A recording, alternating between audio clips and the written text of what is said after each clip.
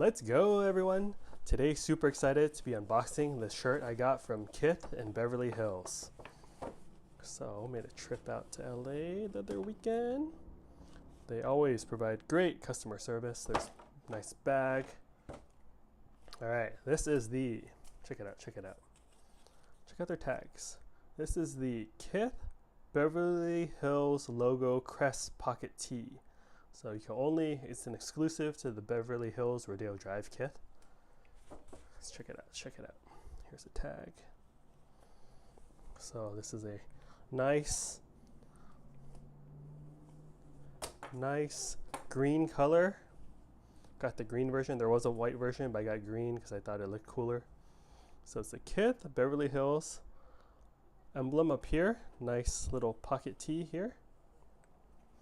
And this is a little pops, but I like this one. Check this out. Check out the back. Kith Beverly Hills with the Beverly Hills emblem. Again, purchased off the Rodeo Drive Kith store. Boom.